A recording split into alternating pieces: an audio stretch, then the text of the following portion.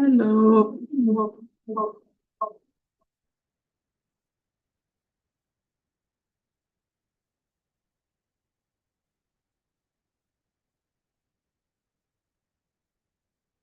Everyone. How are we all doing? Happy Sunday. I Good hope that. evening, Ma. Good evening, Deborah. Thank you for joining early. Good evening, Ifoma, Ojochimeni, Daniel, Joy. Thank you. Thank you for joining early. Thank you, thank you, thank you. Thank you, Esther. Thank you for joining early. How's your day?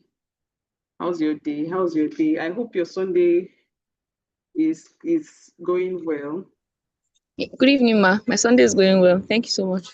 Nice.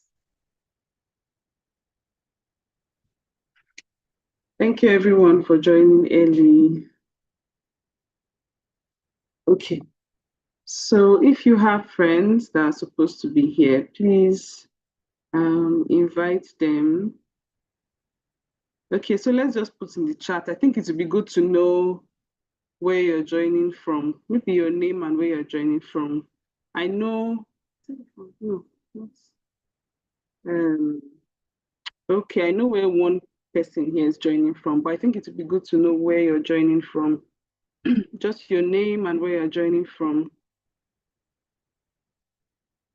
I would like this to be interactive as much as possible.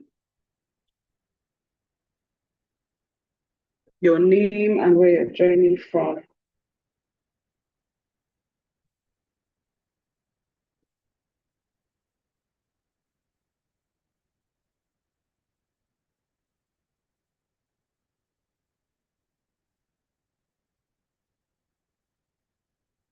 Okay.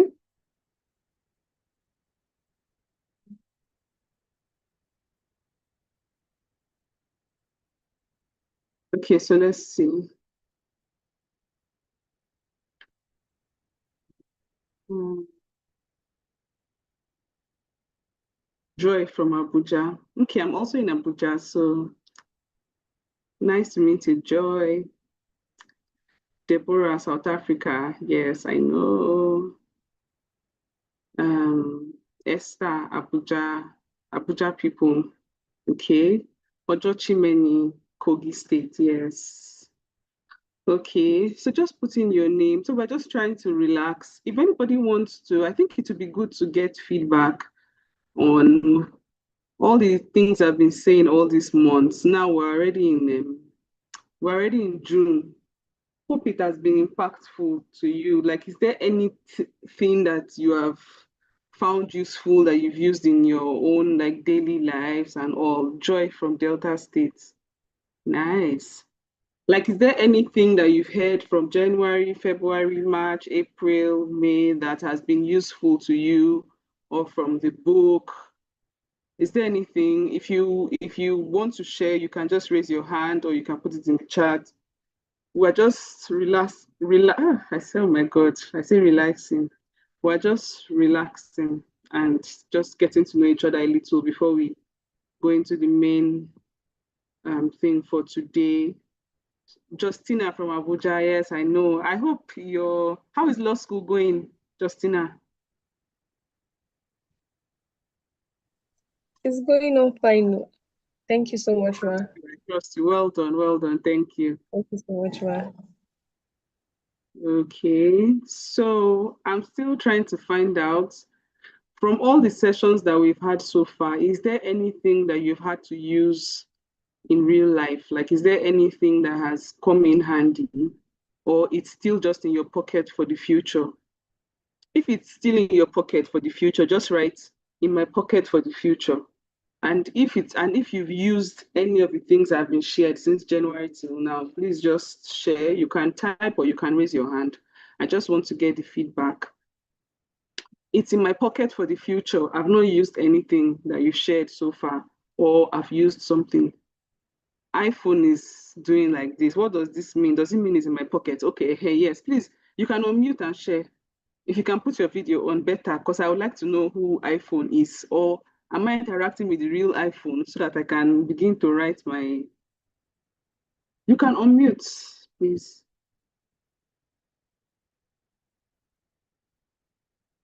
iPhone, you can unmute and share. Good evening, ma. Yes, good evening. Yes, ma. I'm Good to see your Fasilat, face. ma. Bashirat or Rashidat? Fasilat, ma. I'm Fasilat, okay, okay. yes, ma. So, I think what I want to say was from the first session. Was it first or second? I can't actually remember. Okay. But I remember you once said that I'm also married, yeah. So I remember you once said that your husband usually follows you to the market and he would price things and stay with them and ensure it works. Yes, my husband is like that too, actually. And before now, I used to be very shy and ashamed.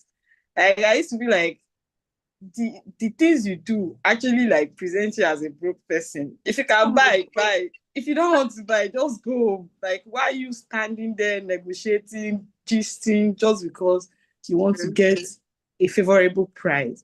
So, Mhm. but since that conversation we had, I think was it the first or second session? I can't remember. Since then, I've actually noticed that it is not all that negative. Like, it is a positive attitude that Yeah, I would also actually like to imbibe because I don't know how to price. In fact, I don't even like pricing. So yeah. even now, I find joy in begging him to follow me to the market so that I'll just tell him that, can you go with me to the market to do your magic? So Yeah. before, I used to see it as a negative attitude, but now I think I actually see it in a positive light and I appreciate it more. Thank you. Thank you much. Thank you very much, Fasilat, for sharing. Where do you stay? Like Lagos.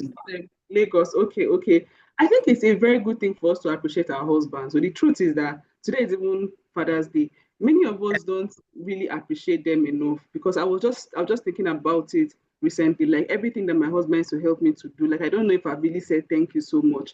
And the thing is that that is just their personality, oh, because he does that thing and is able to just gist with people freely. For me, I'll be thinking of how to start the gist, but for him, once he's in that market and his voice will be loud, you will just be hey, hey, hey, hey. In my mind, I'll be like Jesus. But I think it's a good thing. It's a good Yeah, thing, and that's the thing about marriage. Opposite attracts. You understand? So the fact that yeah, you're like this, he's the opposite, and the advantage is what you are now enjoying. But if you're acting as if you are repulsive, like it's repulsive to you, then the person would now try to start hiding himself. Do you know that I had a conversation with somebody today, and the person told me that he was actually dating a girl, and that while he was dating this girl, he was so keen on how to please her to the point that whenever she sent him a chat, he would now take that chat and put it on ChatGPT and ask ChatGPT, what is the best way what's to the respond? response? What is the best way to respond to this girl without offending her? He said that he continued asking ChatGPT until one day ChatGPT asked him that, are you looking for peace now or you're looking for peace in the future? Because the way you are so careful about whether you should hurt her This or person. not.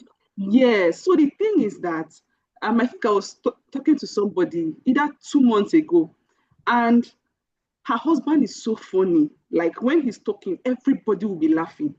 But she will not laugh, oh, she'll just be looking at him like this. So I now met her and I said, wait, oh, everybody's laughing when your husband is cracking his jokes. Cracking Why are you jokes. not laughing?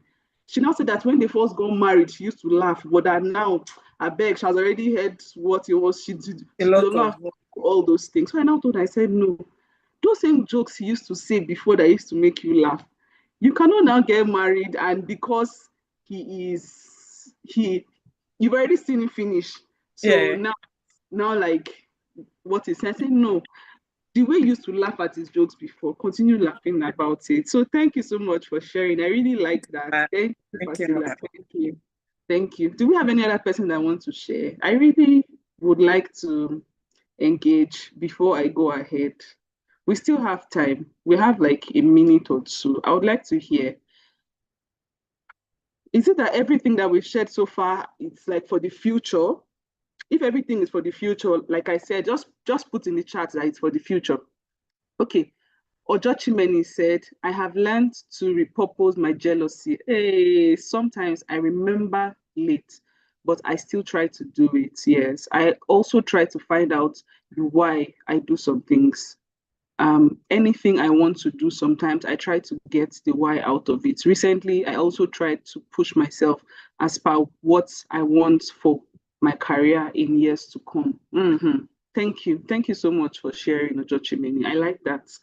Thank you. Thank you. And I still had that conversation about repurposing your jealousy. I think it was just like last week. I was listening to somebody, she has a podcast, and she was saying that she had this friend that had a podcast, and she used to feel jealous when she sees him doing his podcast. And she was just thinking that, wait, oh, for me to be jealous about this thing, that means I really, and the truth is, she wanted to start a podcast. So what did she do? She reached out to him and he was so kind. He taught her how to do it and everything. And then she started. Her podcast is doing very well. She now invited the guy and she was just talking about how to understand jealousy. That most times the things that we're jealous about are the things that we want to do. Because if somebody is doing what you don't like, you will not even be jealous. You will not even notice it. So the fact that you're noticing it and you're getting jealous, that means it's something that you want for yourself. So why not celebrate with that person? Why not make that person a friend? Why not ask that person questions? And then you'll be surprised that you can now flow into that same thing instead of just being jealous and staying afar off. So whatever it is that whenever you see it's maybe you see someone on social media that is not so far from you that you can connect with, and the person is doing something that you like, and then you see the person and you're getting angry, you want to just scroll past because you're jealous. Why not reach out to the person, be like, oh my God, I'm so happy with what you're doing. Whenever I see your post, it's so encouraging to me. This is a gift that I even want to give you. Please take this gift. And I would really like to do something similar to what you're doing. Do you think that you would be open for lunch, breakfast, or something just for us to discuss about how I can proceed also? Because I'm also passionate about this. If the person is open-minded, the person may be open to advise you. If the person is not open-minded, at least you tried. Thank you so much. And then Deborah said, I have become more intentional about developing my emotional intelligence. I have also seen improvements in my level of consistency. Although I am not yet where I want to be, I am making conscious efforts to stay committed and continue growing. Thank you very much, Deborah. For emotional intelligence, I think that's something that we continue growing, working on, because as we meet different people, they have different characters. As we go to different organizations, there are different things that happen there. So we'll keep updating it. So if there are books that we can read, videos, it helps. And then just not acting on the first emotion that we have, just calming down before saying what's on our mind so that we can frame it properly. And then for the consistency, of course, like there are sometimes that we may not do everything that we've said we want to do the way we want to do it, but it's just good that we keep account of what we're doing. Like I showed you people my documents. It's not every time that my answer in my consistency document is yes. Sometimes it's no, but it's good that I still document it so that at the end of the month, I know how many times I read my Bible, how many times I read a book, how many times I did this, how many times I exercised. I can know what happened each month, how many times I was happy, how many times I slept sad, and all those things. So it helps me. Ojochimeni said, I remember reaching out to someone I know about learning something he does. He responded open-mindedly, but after that day, I don't know if he archived me or blocked me, but he never responded to my messages again. I felt so bad. Well, I think that some people, they are so giving, and then after a while, people take it for granted, or people don't appreciate it. Because I remember I was listening to somebody and the person was saying something that if people in churches were actually giving their offerings and blessing, or like giving gifts to their men of God and women of God and all that, their pastors will not have to now be thinking of how to say stories to make them give, how to threaten them to make them give. If everybody was already giving, they will not have to think about that. It's the same thing with knowledge. For example, you see somebody that is always sharing knowledge, sharing knowledge, sharing knowledge, sharing knowledge, sharing knowledge, and you're always waiting for their post to collect the knowledge. What stops you once in a while, if you know this person, to actually just get a gift? Do you know that there are some circles that have gone into it, and those circles, it's not that I did anything big. I just gave a little gift. I just gave a little gift, and that little gift brought me into their circle. For example, I think like some months ago, I had like a breakfast with somebody who was a diplomat, and somebody that was at that level as a diplomat. Do you know how I was able to have that breakfast with her? As simple as that. I sent her, so I just met her and I told her that I love what you do. I would also love to be a diplomat. I'm so blah, blah, blah. After I finished praising her, I brought out 3,000 naira, 3,000 naira to someone that was supposed to be a diplomat of Nigeria. I brought out 3,000 naira and gave her. I said, I know that this 3,000 naira does not mean anything to you, but can you just take this just as me telling you that I appreciate what you do, I love what you do, and I would like to be how you are, blah, blah, blah, blah, blah. Do you know that after I shared that thing with her, she prayed for me. After that, she went for her diplomatic assignment. When she came back, she now reached out to me that can we have breakfast? And then she started gisting me everything that happened when she went, that she was just trying to check up on me. How am I doing? What happened? And all that. All these things happened just because of the fact that I gave her 3,000 naira. 3,000 naira to a diplomat is nothing because they have houses, they have money in different currencies. But because I did that for her, she came back, she reached out to me. We spent our whole morning together. We were gisting like mates, and we're not mates. You understand? And it was just because I gave her 3K. She was saying that another person gave her 1,500 naira, 1,500, a diplomat. And I'm telling you, she continues to reach out to that person. Some of us might say, oh, I don't have 3,000 naira. I don't even have 1,500 naira.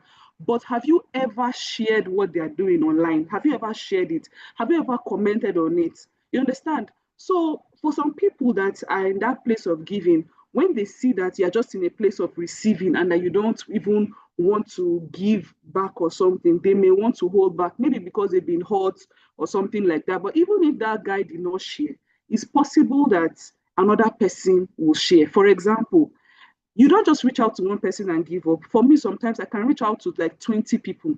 If I reach out to 20 people and 2 people respond, the mileage I will have is farther than somebody that did not try at all. So that you even tried is a very good thing. So well done, well done, well done. Thank you so much, Ojo Chimeni, for sharing. Um, Nita said, I am no longer an emotional spender. Hey, I am now accountable in my spending and how I use money. Oh, that's so nice. Thank you. Because all of us want to be balling, you understand? So there is no need to overspend and all. We can save, buy, not see, there is no problem in spending see, if as a young girl you have properties, nothing is bad. You know, I was talking to a girl that is single. The girl is single. Oh, I'm not saying married. She's single. She already has a property outside Nigeria. And then she was talking to her mother about buying a second house outside Nigeria. Her mother was not like, it's okay, marry first, marry first. But I'm saying there's nothing wrong as a young lady to already own your properties. And that can come from working smartly and also keep using your money properly, you understand, so that you start because people that have houses around the world and or they don't have two heads. So thank you so much, Nita, for sharing. I'm liking this engagement. If you want to talk and you don't want to type, just raise up your hand and I'll allow you share. Joy said the mentorship has really helped me in 2 main ways so far. First is emotional boundaries. I used to think it meant being harsh to people, but now I understand it's better. But now I understand it better, and it has helped me protect myself from situations that could hurt me. Even giving me the courage to step away from friendships that were affecting me. So before I go to your second point, I want to say something. For people that are very, very emotional, right? Do you know that in this emotional boundary stuff and all that, if you are super emotional, it may be difficult in the sense that you know somebody that's okay, maybe this person is not good for me, the person is always blah, blah, blah, and the person is not good for me at all. You already know. And then you're now cut off from this person, but your emotion is still somehow tied to that person. Do you know that you may even still be dreaming about the person, even after you've caught it, and you'll not be feeling bad? Anytime that you mistakenly just remember the person, you just, oh, and in your mind, you're like, but deep down, you know that I made the right decision for my mind, for my health, for my future, for my career. I made the right decision, but you are still thinking about it, you are still dreaming about it. I'm telling you, because these things still used to happen to me, you will not believe. Last night, do you know that somebody that I cut off from, something happened, as I think it was the day before yesterday and yesterday, I thought of the person. Do you know that I dreamt of this person last night? I dreamt of this person. In my dream, I was still trying to, like, how are you? And the person just said, please, I'm in a hurry. In my dream, I was like, Jesus Christ, that means this person has not forgiven me. But I'm telling you that I didn't have to dream about it.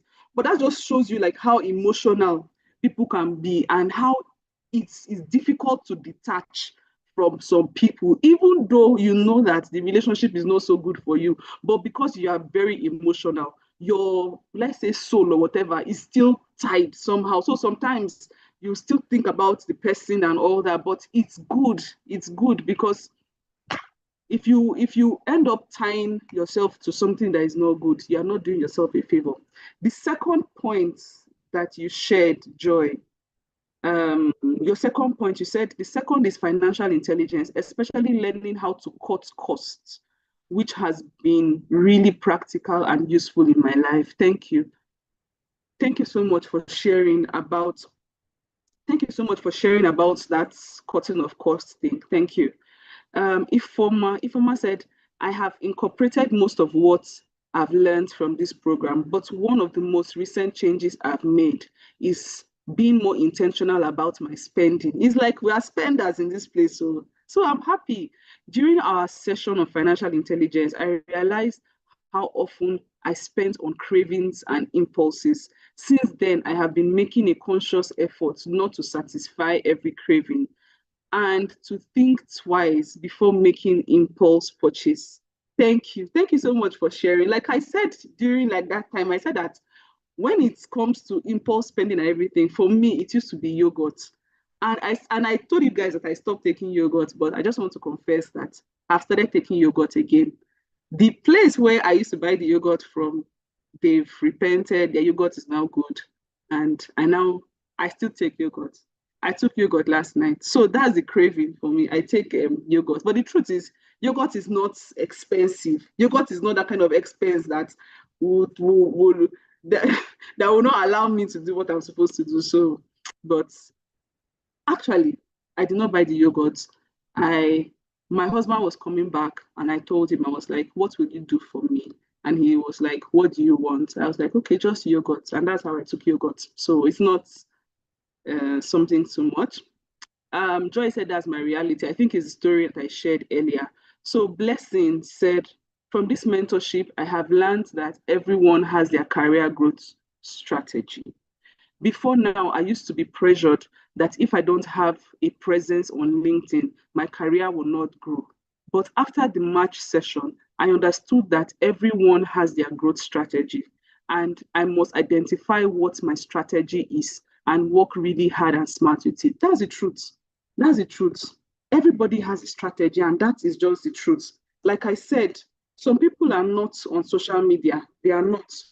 But they have a way that they still get the things that they want to get. For some people, just being born into the kind of family that they are born into, they don't have to be stressed the way other people are stressed. I remember there was a school that we went to, it's a private university in Abuja. We went to that school. I think we went to about 6 universities last year just to talk to students, just to ask students questions, answer their questions and all that.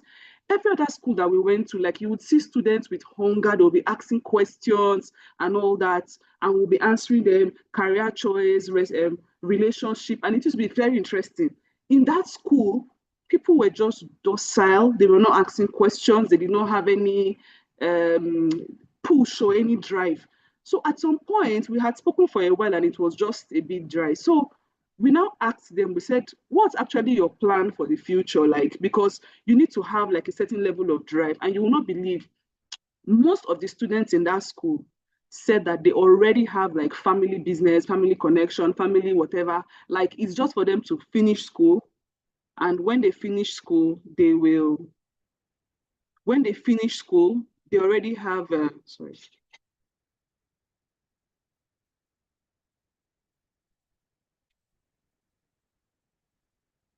I don't know why my video is going off. 1 second. Okay. So once they finish their schooling, they already have family inheritance waiting for them. So for those kind of people, that is their strategy. Their strategy is their family name. But for some other people that do not have family name, you cannot decide what works for you. Like I told you that I know somebody that her strategy is to be the best wherever she goes to, and that works for her. She's just the best, and then the offers come to her. But for me, like I said, what has worked for me is visibility. Visibility has worked for me because some people will say, oh, I want to get offers, or I want people to give me offers online. I hear that they make people offers online and everything. If you're not online, you cannot get those offers online. So for me, visibility works for me, and it has been working for me, both nationally and internationally. Visibility has worked for me. But I know people that still have international offers, but their strategy is not visibility. So for some people, the strategy is referral. They do very good work and then they are referred. So just know what works for you and maximize it properly. Justina said each session has met me at the point of my need. Aww. The personal development session made me take personal reading, seminars, courses, and certifications more seriously. It expanded my mindset, understanding, and productivity. Thank you. It is very good. For me, I cannot even count how many courses I've done this year. I've done so many courses this year already, and I'm still going on. In fact, I'm about to sign up for something else this month by God's grace. I don't know what's happening. My laptop is a touch screen. I'm not touching it, it's touching itself. So the second one is the financial, okay, Justina also said that the financial stability, sorry for my pronunciation, and wealth building session opened my eyes to a lot of possibilities around me. I became more financially aware of myself, spending, savings, and investments. Thank you. Thank you so much, Justina, for sharing. We'll begin to round up this session. So that's this particular engagement. So Ojo Chimeni said, I want to ask a question. Okay. Oh my God, please help me with this video. Okay, she said, I want to ask a question. Is it wrong to tell someone that you need space in the friendship because it's affecting you? Well, it's not wrong. Hey, I don't know what's going on with this thing. It's not it's not wrong to tell somebody that you want space in your friendship. The only thing is that when you say you want that space in the friendship, when you've gotten the space and you are okay with the space, by the time you want to continue the friendship, if the person says they still want their space, that means the friendship will not go on. You understand? So you just have to think about it very well before you make that decision. And the reason why I'm saying this thing is because somebody reached out to me one time and we used to talk for a while. Once in a while, we used to talk. And then after a while, she said something like, something happened. And she said, and I said, I don't know if we are friends. To me, I think that we are not friends. I think that you're relating with me based on the program that you're running. For example, I'm running this program. Before the program, I send an email. After the program, I send an email. If you're receiving emails from me, does it mean that we're friends? So for me, I assumed that what she was doing was basically doing what was in her job description to do. All those text messages, Happy New Month, and all that. I didn't know that to her, she thought we were friends. So at that point where there was an issue, maybe I wasn't right, but I tried to clarify that I did not know that we were friends. I thought that you were doing something according to your job description. And then she said, is it a job description that would send you text messages? Is it a job description that will ask how your children are doing?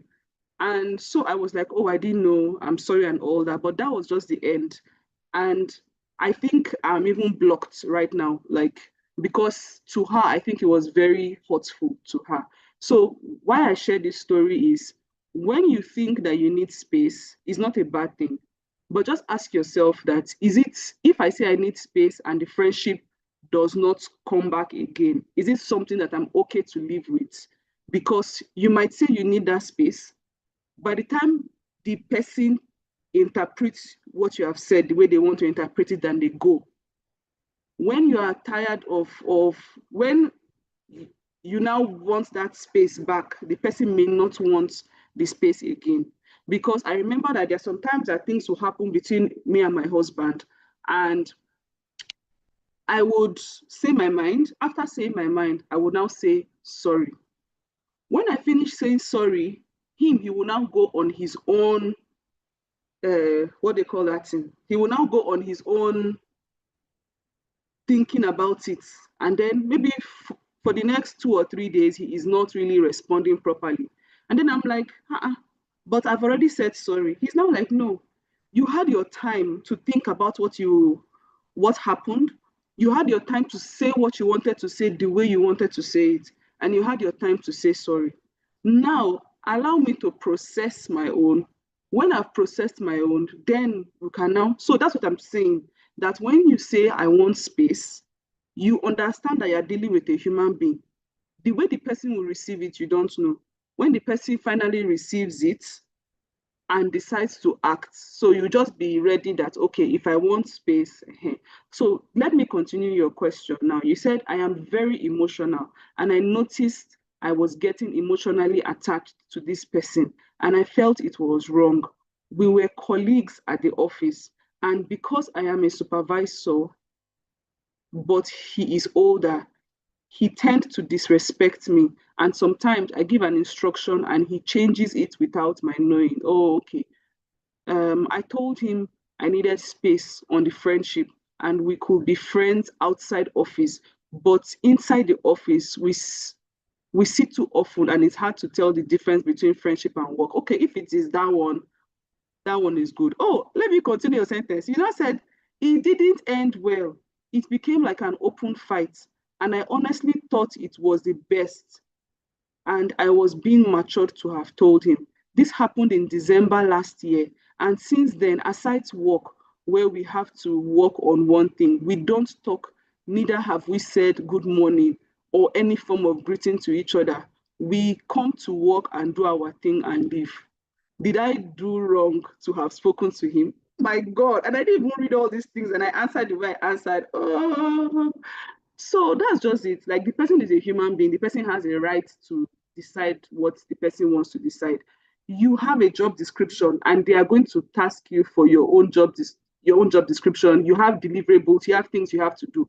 And because you're friends, he still has to do his own job. So if you have seen that it's interfering with the job and you say, okay, for you to say, let us be official in the office and outside the office, we can continue our friendship. That was not a bad thing to say.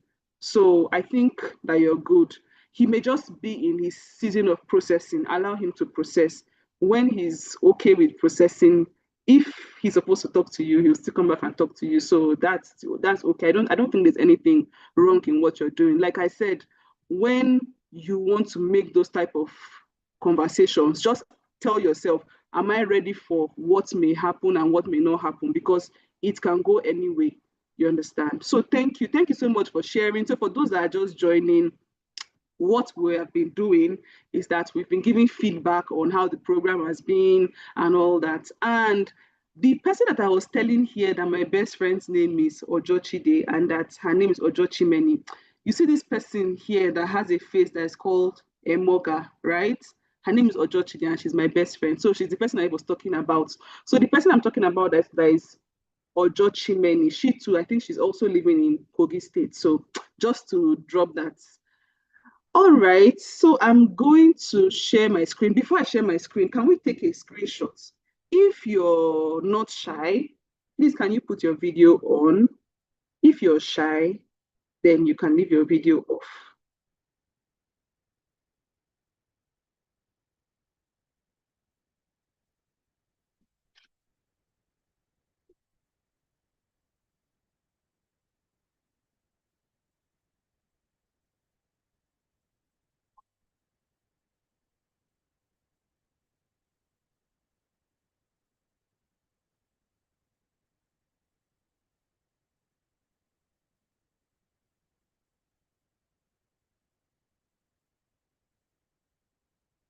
So have we put our videos on?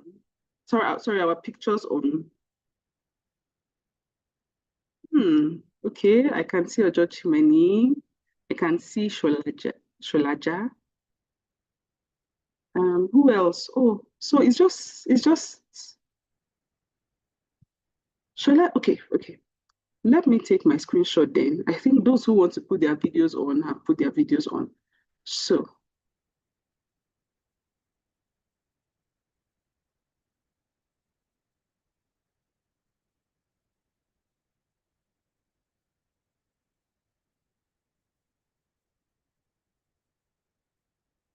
okay.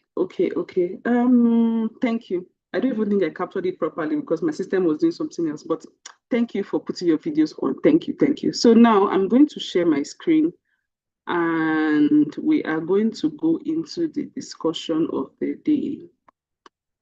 Thank you so much for engaging. Like, I feel so refreshed. I feel so refreshed just engaging with everybody because I remember reading the feedback. And I don't know if it was Deborah who made that feedback. She was like, it's like you are talking and we are not talking. So Anna said, talk. If I'm talking, you are not talking. It's not good. Let it be that we are all talking. So that was why I said, okay, let us give time to really hear. Maybe there's something that you want to share and maybe I've been talking and so you've not been able to share. I just want to say that in case I'm like speaking and there's anything that you want to really talk about, please just raise your hand. I will call you. Or if you've raised your hand for a while, and I did not call you, you can just unmute and say something. That means I'm too engrossed in what I'm saying. I can pause so that you can speak, so that it can be interactive, so that I'm not just talking. I must not finish the slide. What's important is that everybody feels connected and we feel together and we feel loved, and we feel respected, and we feel it's a safe space and we feel we can share. So I think that's what is most important. Um, Please try and read the books and try and watch the videos. It would help. Our topic for today is mental strength. You know, I traveled to the US, right, 2 years ago. And while I was there, I saw one woman. I think the woman was holding like a very high position. And she was saying, okay, I think she's like a sound engineer or something, I don't know, and she's in a masculine profession. And when it was time to ask a question, I was like, how are you able to function as a woman in the corporate space, in a tough corporate space that is mainly reserved for men? Because for me at that point, like, I used to just cry a lot. Like, my friend is here, Chide. Maybe I would ask her to speak. Chide, please can you unmute? I want you to just talk about my crying abilities so that people can understand how I used to cry a lot and my emotional stuff. Hello, Chide, can you speak? Okay, now, Julie, Just to say this thing back, my friend, this is she's so a very calm person, but if she starts talking, you can spend 2 hours, she's not done. So Chide, highest 5 minutes. Oh yeah, continue. okay. Um, where do I start from, Julie? No, Okay, just about my crying abilities because you have known me for a very long time, for years. okay, like seriously, thank you, Julie, first of all. Thank you. Yes, thank you for the platform. I have personally been putting everything to work each time I come around, and I'm grateful. Thank you, everyone, for coming around. I'm very sure that we are all learning something new, and I also believe that we have something new to share with each other, which we are all here and open to receive. Julie is, my God, Julie is, I don't know, I'm still waiting to see how she could at least prioritize herself. She's someone that I know all my life, for all the times that God brought us together. She has always had to put people's thoughts, emotions, over her own. Julie has never really taken that time to give herself that how do I call it? I think the word is still priority. She has not really given herself that priority. So she's just too concerned about how someone feels, how they make her feel. She will be the one to cry. She'll be the one to apologize. She'll be the one to take the blame. Even when she's not at fault, she always finds a reason why someone had done something. Even when it hurts, she'll be like, this person hurts me, though, but she's the one crying. No, the person, I don't even know what to share. You She does not, I think she's still around trying to draw boundaries around her emotions when it comes to having to feel for another person or having to contain something. Once you say it's so bad that she becomes speechless. I've never seen her confrontational. I've never seen her to even the ability to explain an issue, explain herself. She's either in shock and all you see is tears, or it's fine. It's fine, and it's really not fine. So Julie, would I say, cries at almost anything that is uncomfortable. And we live in a world where you cannot actually live peacefully, in quotes, with everyone. Even when you want to keep your space, someone will still encroach on your space.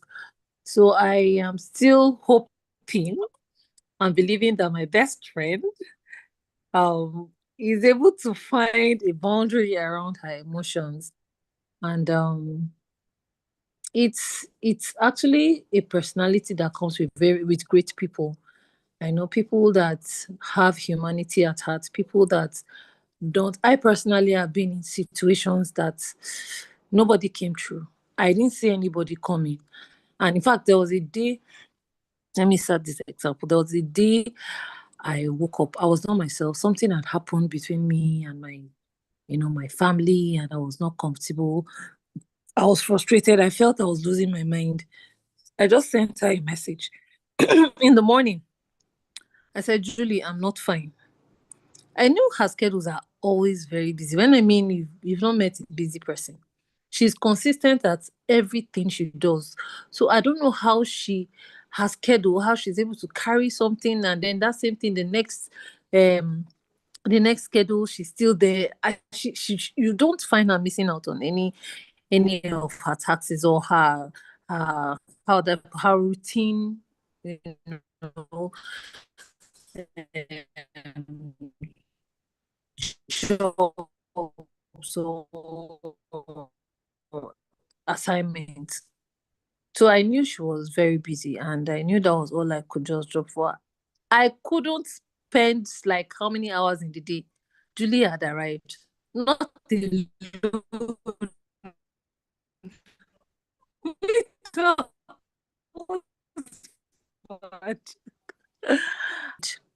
It was we came to my crying baby, but she's a crying baby mother.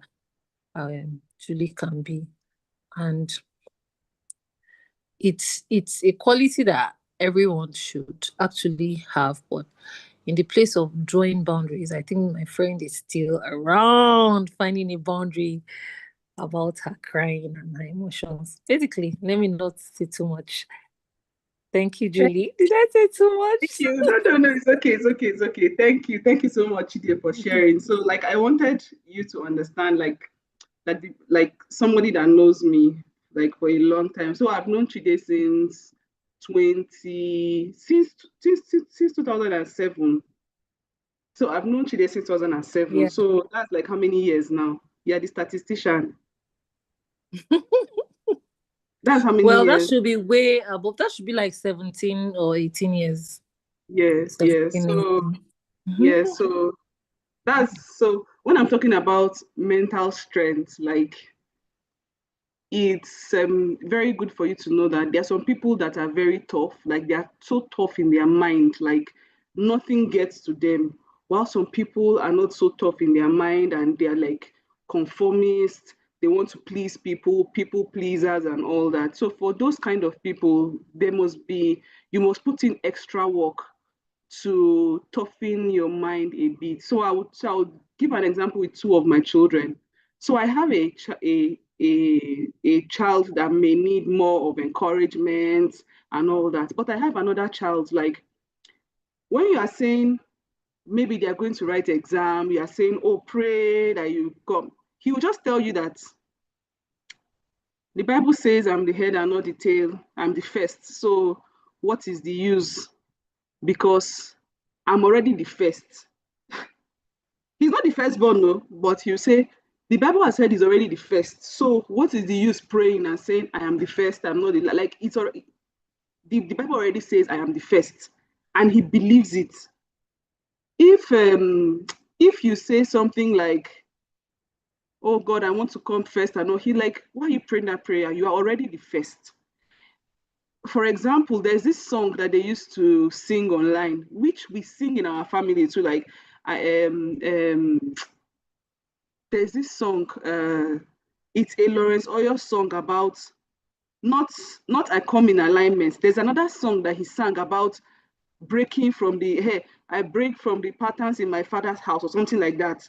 So when we play those songs, like oh, we are breaking from the patterns in my father's house, do you know that we are singing it and we are thinking we are breaking from the patterns?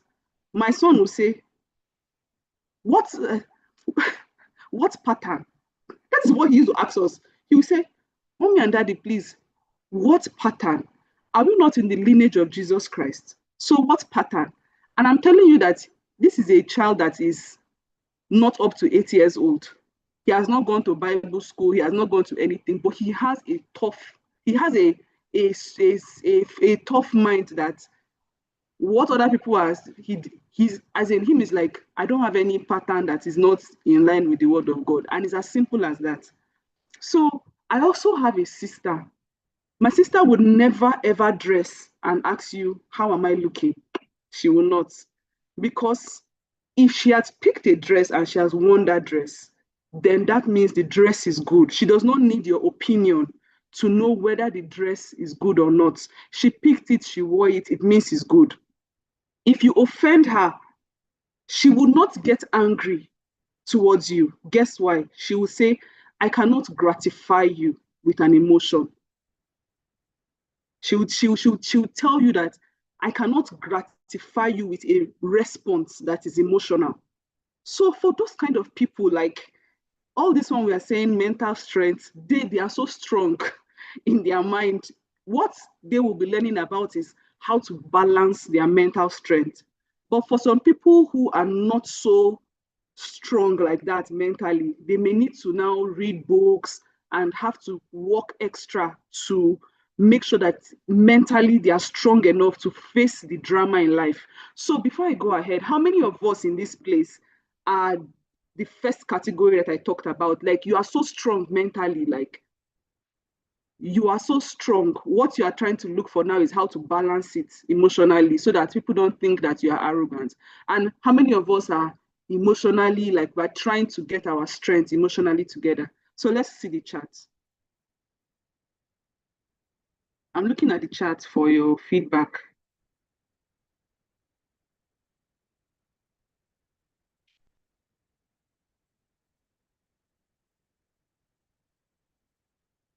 So Joy said, okay. Lady Comfort. She said, I'm category 2, no stress. Chide says, I'm still trying. Viet, sorry if I didn't pronounce your name properly. She said, I'm emotionally strong. Maybe you're going to speak on that just for a second. I think it would be good to hear from you, please. If you can unmute Yvette, just can you tell us how you became emotionally strong? Grace said category one. That means you are strong emotionally. Joy said, I'm emotionally soft, trying to be strong. I am better than before, but I'm trying. Deborah says, it's just like she describes me. I'm so emotional. Okay, so let's hear from Yvette and Grace. That's the strong people that we have here. Like, is it something that you were born with, or is it something that you worked on? If you can unmute, please, it will be so kind of you. Hello, everyone. Yes, hello. Please just tell us your name and where you're joining us from. Good evening. I'm called Yvette Mambo, and Yvette, I'm from Cameroon. I'm from Cameroon. Cameroon. Yes, it's such a great honor to be able to talk today. Thank you. Growing up, I wasn't really emotionally strong, but with life experiences that I faced in life, growing up without people that could stand up for you. So when I was growing up as a young girl, I didn't have people that would normally, stand in for me, tell me that, oh, please don't go this way, don't do this, don't. So I had to be strong.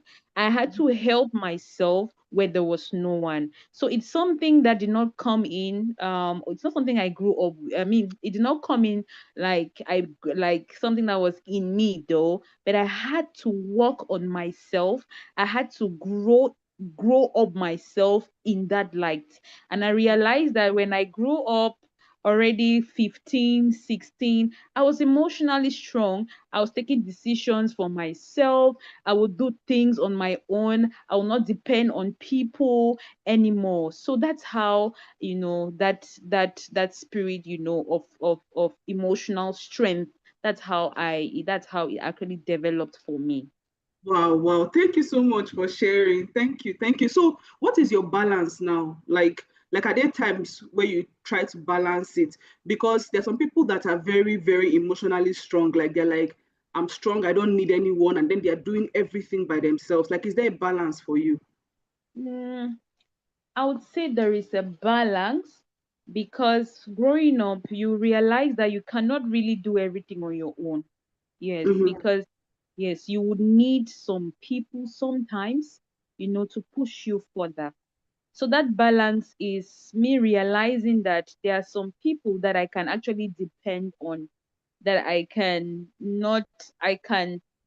leave myself sometimes and allow those people to maybe help me in one way or the other. I think that's where the balance really comes in for me. Yeah, yeah. Yes. Thank you. Thank you so much for sharing. I like that.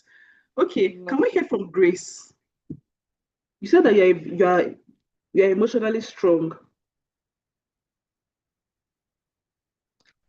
So the person that has the name iPhone, which I think is Fasilat, she said, I'm emotionally strong. Okay, so much. Oh, nice. Okay, so Grace can speak or Fasilat can speak since she's emotionally strong. Ojochimeni said, Omo, emotionally, I am only strong behind the curtain. Open the curtain and I cannot say or do anything with my full chest. Okay. Grace said, I am trying to balance. I don't know. Okay, I didn't know I could balance. Okay, okay. Fasilat, do you want to speak on your own emotional strength? Were you born with it?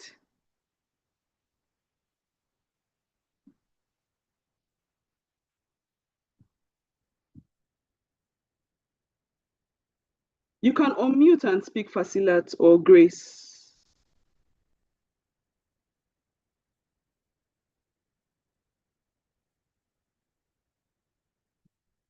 Okay, let me go ahead. Possibly they are not present. Okay, or maybe close to their phone. So, mental strength, according to definition, is the ability to manage your thoughts, emotions, and actions effectively, especially during challenges, pressure, or uncertainty. So, for me, especially when I'm having that emotional turmoil for me, like when my emotions are all mixed up, there's sometimes that I may just be in a place where it's like I'm falling apart.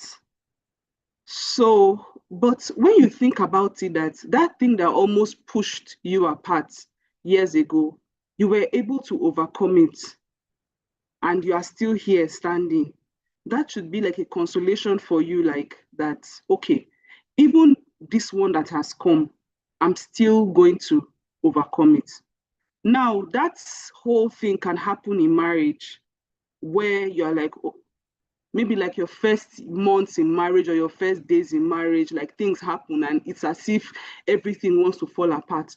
But do you know that there's a point that you now get to in marriage that it's not as if you are now um, closed up on your spouse or no, closed off, no, but you are now stronger emotionally that even when things happen, you can just calm down and say, don't worry, I will, it's okay, it's okay. Or sometimes in the office, maybe the first time that you just joined that organization, something happened and it's like, oh my God, oh my God, oh my God. But after a while, you now grow like a tough skin. So it's just being able to be tough under pressure. So it's also like the capacity to stay hopeful and purposeful in the face of setbacks, difficulties, and life challenging seasons. Because when things happen and you don't have any hope again, that is when it will now be like you want to kill yourself. But if you have hope that this thing that I'm going through, it will still pass, somehow you will now be able to translate it into giving yourself brain, giving yourself strength. I remember that there was a time that whenever I quarrel with my husband, I would just be thinking that, oh my God, I've quarreled. Maybe he doesn't want to marry again. Maybe he will just want to divorce. Maybe he does not want again. Maybe he just wants to go. I will not ask him, do you want to go? Do you want to divorce? Are you tired? Are you? And my husband will be like, what is the issue? That we quarrel does not mean that I want to go. It does not mean that I want to divorce. It does not mean that I want to. Can you calm down? You understand? And that time I will now take very erratic decisions. Like I think I made a video that has more than 800,000 views now on TikTok. And in that video, I was sharing how when I initially got married, when things happen in the marriage, around sometimes 12 a.m., 1 a.m., 2 a.m., 3 a.m., I will be walking on the streets. I will be walking on the streets because I am emotional. I will be crying on the street like I want to die. I will come back home. My husband will be sleeping. He will not know that I've left the house. To him, the next day, he can wake up and be laughing. But I've almost killed myself. I have a second hole in my ear. I grew up in a family where we were not deeper life, but my mom was SU. So having a second hole is like never. But you know what happened? I had a quarrel with my husband, and I was thinking, how can I get my husband's attention? Something that will make him angry. And I forgot that I did not marry my mother. I married my husband. And unlike the fact that my mom was an SU, my husband is not SU. So he does not mind. Do you know that I went to the salon? I asked them to pierce a second hole in my ear. And I came back home thinking that he will see the second hole and he will not be like, what did you do? Blah, blah, blah, blah, blah. Do you know he did not notice that I had a hole in my ear? We reconciled. I now told him that, can't you see that I have a second earring? He was like, okay, okay. Do you know that was how I removed the earring? As in the hole has even blocked because I'm not even a two-hole kind of person. But I did that. Those are emotional things that I did because of, there's some people too that maybe something happened in the office and your boss has told you, I'm not happy with your delivery. I've heard that many times. I'm not happy with your delivery. And instead of you to take it, oh, he's not happy with my delivery. What is it that I can do so that subsequently he can be proud of my delivery? You now say, oh, I cannot deliver anymore. I'm not fit for this organization. I cannot deliver. You now resign.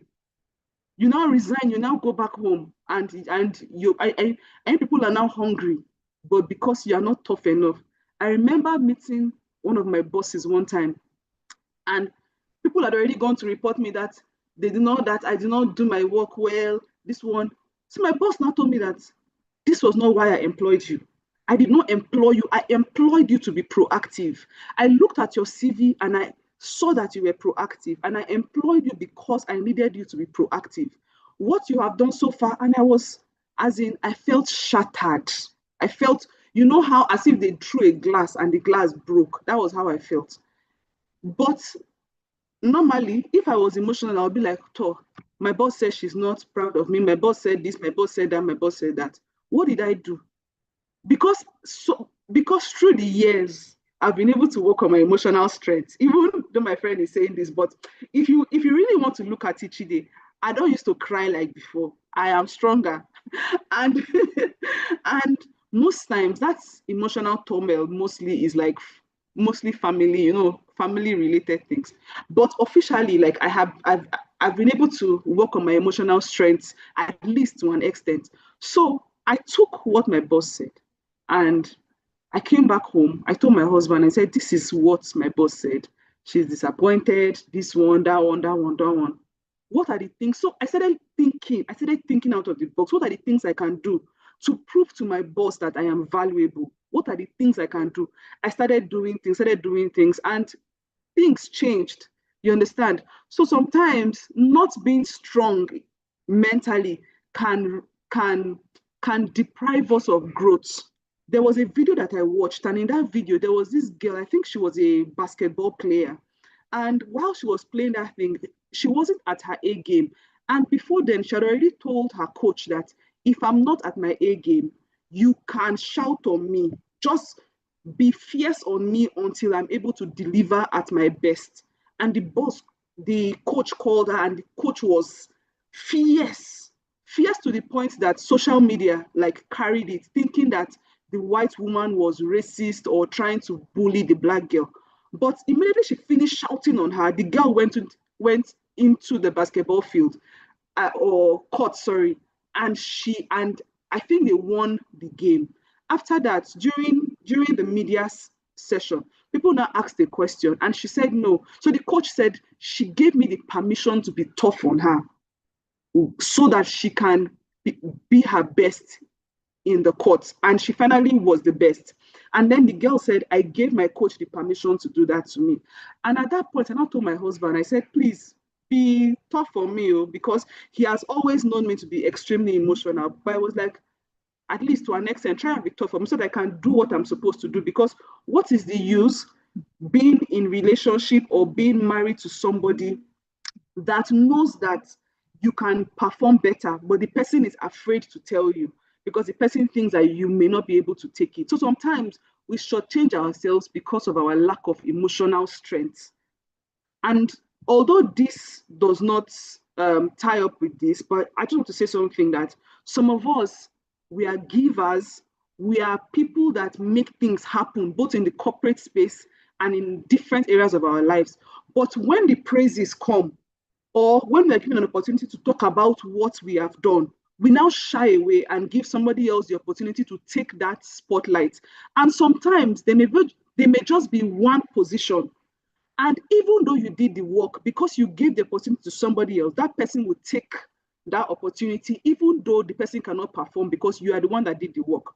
For example, you are in an office and you're the one that has done something. So now is now the opportunity for that project to shine.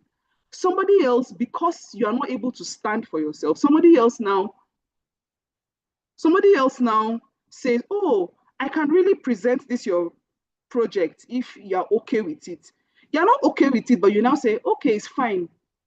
And then you now allow the person to make the presentation for the project that you have been doing. Now the person makes the presentation, they are now making a cut, and they are cutting people and downsizing. And then because of that presentation, that person is the person in the memory of the bosses. They now keep the person and they now downsize you. Why? Because you were not strong enough to stand and take the opportunity when the opportunity came. Now, there's somebody here. If I say this story, you may know that I'm talking about you, but I'm not going to call your name. I went for a program, and in this program, this person did something amazing, right? The person contributed to this program very well. And then the person who had this program was now thanking everybody at the end, saying, I just want to thank this person for something they did. I want to thank this person for something they did. And the person now called this lady's name. The lady is in this call. The person called, oh my God, the person called this lady's name. When the person called the lady's name, the person said, oh, this person really helped our project. This project is successful because of this person. I don't know if she's here. Then the person now said, even if she's here, I know that she would not want to be recognized, or she would not want to be spotlighted. Please, I know you can hear me. Please allow yourself to be spotlighted. Allow yourself. That one now does not have to do with mental strength, but I'm just saying, allow yourself to be spotlighted. If you have done good work and people are recognizing you for the good work that you have done, allow yourself to be spotlighted. I'm so sorry that my video is going off and on. My laptop is touch screen, and so it's just going off. So allow yourself to be spotlighted if people are actually recognizing what you have done. So, so mental strength is not about never struggling, right? It's about continuing to move forward despite the struggle, despite whatever is going on, you still continue moving on. And that's the reason why, for me, working with that accountability document for me has helped me a lot. Because sometimes I can have mood swings in the sense that I may wake up and I may not just want to talk to anybody. I may just be in a mood where I don't really understand. I'm trying to figure out my life. I'm trying to figure out things and all that. And I may just want to be quiet. But despite the fact that all those things are happening, I know that if I want to tick my consistency sheet for that day, I have to tick this, I have to tick. So even though I'm feeling down emotionally, I still try to do the things that I have scheduled myself to do. And that helps a lot. So developing a strong and healthy mindset is very important. You can do that by reading books, listening to videos, getting mentors, even reading. That's if like you're a person of faith. You can read the what guides your faith. If you're a Christian, the Bible. If you're a Muslim, Quran, whatever it is that will guide your faith and strengthen you, you can read it. Like for me, I even have confessions for my children. I am the best, I am the first. You can have affirmations, things that you say to boost yourself and all that. So a strong mindset is the ability to stay focused and determined when facing challenges, setbacks, or pressure. A healthy mindset is a balanced way of thinking, of thinking that promotes emotional well-being, positive growth and self-awareness, and a constructive response to life experiences. Do you know that some of us, the voices that we hear in our head, the voices that we hear in our head are even more damaging than even what people are saying. For example, you're in a meeting. In that meeting, nobody has said anything, but your mind is telling you, oh, they hate you, they do not even want to invite you, you are just here because, you are just here because, you are just here because you are this, you are just here because you are that. So your mind is even telling you worse things than what people are telling you. For that kind of thing, just know that all those things you are hearing are lies. All those things that you are hearing, they are lies, and you must decide that I'm not going to believe this lie. So no matter how the lie is coming, you have your own affirmations. When those things come, you say your own. For example, for me, there are sometimes when I hear all those negative voices, I tell myself, the Lord is my shepherd. And sometimes I'll just say, the Lord is my shepherd. I have everything I need. I have wealth. I have my family. I have my husband. I have my children. I have good health. I have preservation. I have long life. I have money. I'll just start telling myself, the Lord is my shepherd. I have everything I need. And sometimes I will now laugh. I will laugh. If I'm in a public place, I'll just do like this. If I do like this, I'm pointing up, I'm saying, the Lord is my shepherd. I have everything, everything. I have intelligence. I have the audacity to be in rooms that other people are praying for. I have it. I'll just be hyping myself. Or sometimes, maybe if I feel something in my body and my mind is telling me, oh, maybe you want to be sick. Maybe there's something that wants to grow in your body. I'll just shout, the Lord is my shepherd. I have everything I need. I have good health. I have perfect health. I have a sound mind. Till old age, this mind is correct. You understand? All those things are things that you say to psych yourself. Somebody may see you and say, it's like this person is no. You are hyping yourself because you know that if you give room to that unhealthy voice, it is just once you open a little door like this, then that voice will now be, and that's why you see somebody that is doing well will now go and kill themselves. Someone that is doing well will now tell you that they cannot go to work. Somebody that is doing well that everybody wants to hear, the person now locks themselves in a room, put off the light, and now stay in darkness for months and say, if you like, fire me. If you like, don't do this. I'm not worthy. I don't deserve it. I'm not like, where did all those things come from? It came because you allowed those voices to creep in. So mental strength for the people that may be trying to work on it is to have things that you chant to yourself, things that you tell yourself. When those voices want to come, then you begin to say those things. All right. So a strong and healthy mindset is the foundation of mental strength. How do you get a strong and healthy mindset? I've already mentioned those things. So while we cannot always control what happens to us, we can learn to control how we think about and respond to our circumstances. Now, next slide. Understanding the power of thoughts. I've already explained it. Thoughts are powerful. Thoughts are the things that will make you to either doubt yourself or be confident in yourself. Like I told you about my son, that we were singing, we are playing song, we are singing, what was that one I was talking about? I will say that we're singing that the curses in my father's house, I break away from the curses. While we were trying to break away, a small boy is saying, I don't have any curse. I do not. I am in a different lineage. It's a different mindset, right? I'm not, I'm not, I'm not talking about being in denial because some people are in denial, right? Something is happening. You are seeing something that is happening, and then you are deciding to be in denial. That one is a different thing. That is not what I'm talking about. Being in denial is different, but cultivating a positive mindset, choosing to believe something superior, choosing to be hopeful, that is a choice that we can make. So reframing from negative thinking, something may be, you may have the thoughts to think negatively, but you can choose to reframe it. For example, like I told you that my boss told me that she was disappointed, she was this, she was this. Instead of wallowing in that self-pity and all those kind of disgrace, embarrassment, I thought about, okay, can I do something to prove my value to this woman? So that was me reframing what happened. So I'm going to move to the next slide.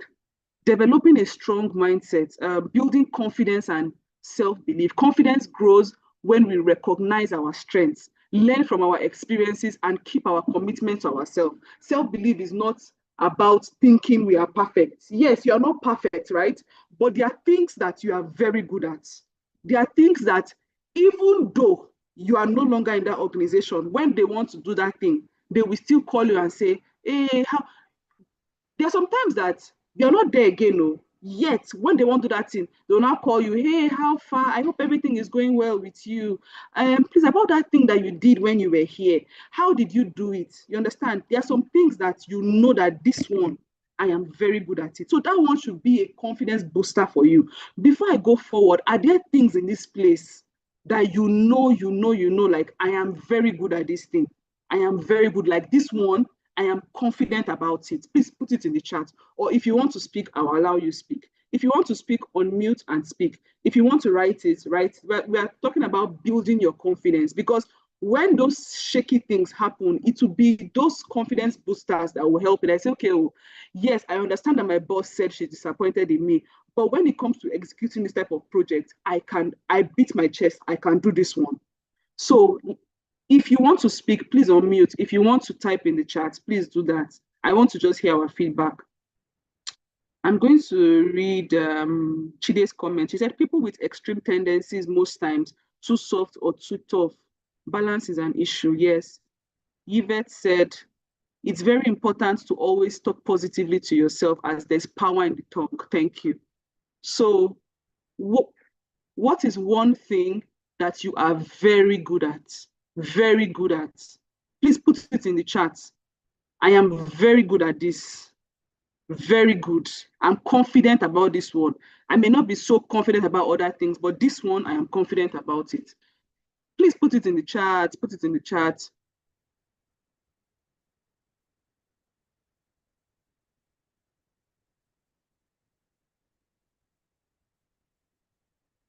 It doesn't have to be too long. Just type something short.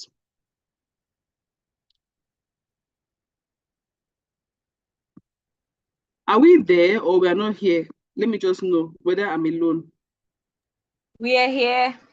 We are here. Thank you. So is there something that you are very good at? And you are sure that you're very good at? Okay, Grace said teaching children. Thank you. Deborah said, I am confident in singing. O'Shea, thank you. Lady Comfort, let me see. Let me use this phone. Okay. Grace said teaching children. Deborah said, I am confident in singing. Lady Comfort, I am very good at interpreting ideas in different ways. Design, execution, yes. Ojechimeni, I am good at writing. Not perfect, but I know I am good in writing. I am good with planning and following it through. I am good at budgeting. Very good. Yvette said, I am good at problem solving. Thank you. Hanesh says, I'm good at writing. Ojechimeni, I am good at telling stories. Thank you. Thank you for sharing. So those things should give you confidence. Those things that you are sure of should give you confidence. So practice gratitude and optimism. One of the things that affect our mental strength too can be in a place of lack of gratitude. So I'm going to share this story. My husband, there are some times that he may just get very moody, extremely moody.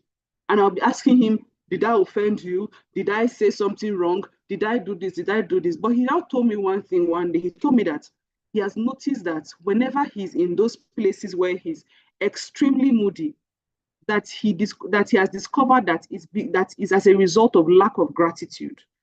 Because if only he can think about all the things that he has done, he would not be in that place where he's now so mentally strained and all that.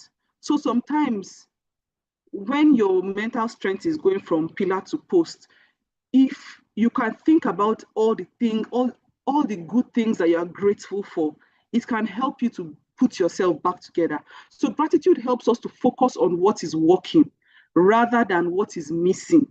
Optimism enables us to believe that better outcomes are possible, even when circumstances are challenging. Together, they improve emotional well-being, reduce stress, and help us maintain hope during difficult times. Why are some people not optimistic? I don't know. But for me, if I tell you I've tried so many things. I have I have submitted so many applications. I have done so many things, but I just have that positive mindset that everything will go well. You understand? So it's not every time, but I'm quite optimistic rather than pessimistic, right? So let us try to work on that. So handling pressure without losing yourself. Pressure is a natural part of life, whether it comes from family, expectations. You know, sometimes you see this thing about pressure. As women, sometimes you think that, okay, I have to do everything has to be set, everything, and then you're putting yourself under pressure. For example, if you are what they call it, people that stay at home, right? You are a home what? You are a home wife. Is it home wife they call it?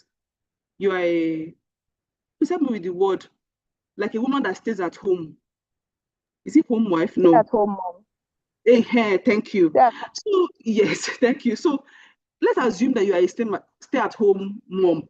You may be able to, clean the house, clean the ceiling, clean everywhere. You may be able to do all those things every day. Everywhere is sparkling, everywhere is shining, everywhere.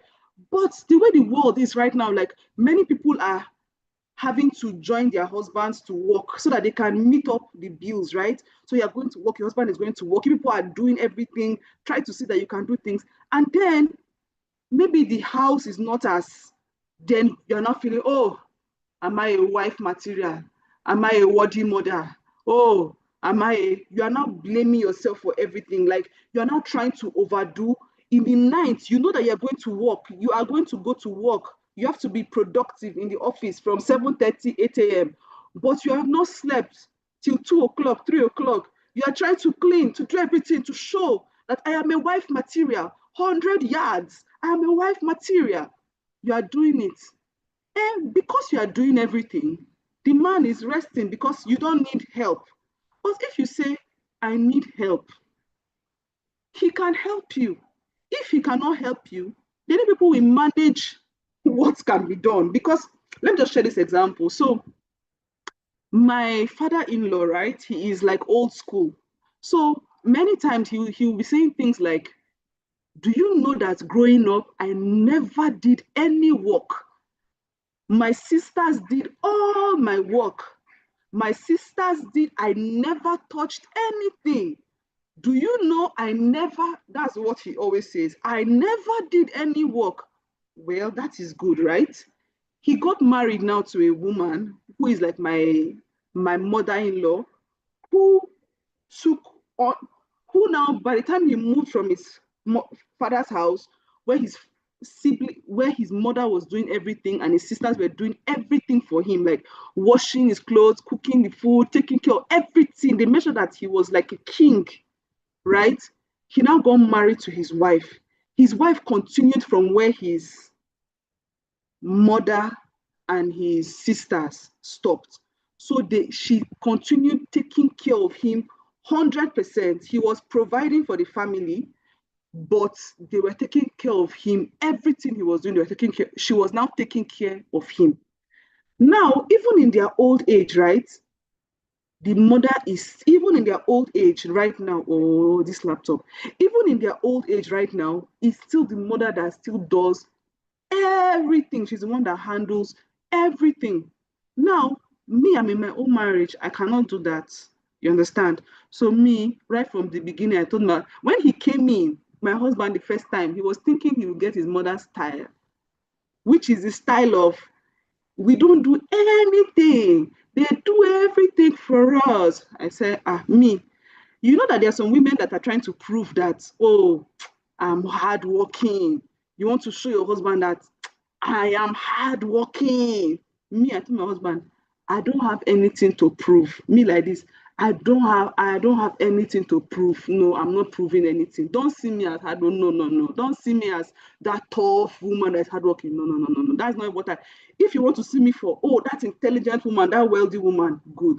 But this one that's this kind of hardworking that you just sit down and will do. My hell, some people are like that. It's not a bad thing. But me, I do not want it. So right from time, my husband used to help me. Sometimes, if he's sweeping, I will mop. If I'm sweeping, he will mop. If I should wash plates, he will help me bathe the children. If he dresses the children, he will help me. So we have been sharing, we have been helping ourselves. And now that we don't even have a help again, we have not had a help since December. Imagine if I use that method of, oh, don't worry, sit down, I will take care of it. I would have died by now because I would have been doing all the work, still going to work, taking care of the children, but because he knows that I am open to his help, he's helping me. So sometimes as women, there's sometimes, for example, let me give this example. Maybe your husband has gone out, you two you've gone out, but you've come back before him. You've come back from work, you're tired. You are trying to cook, right? And when you're trying to cook, maybe the children are playing, the house is scattered, right? And then you are saying, arrange the house. You are shouting, arrange, arrange. And when you're saying arrange, you are cooking. And now your husband is coming into the house. People are saying, Dad is coming, Dad is coming, Dad is coming. Everybody's running, arranging, cleaning, this one, that one, arranging the place. This one. No.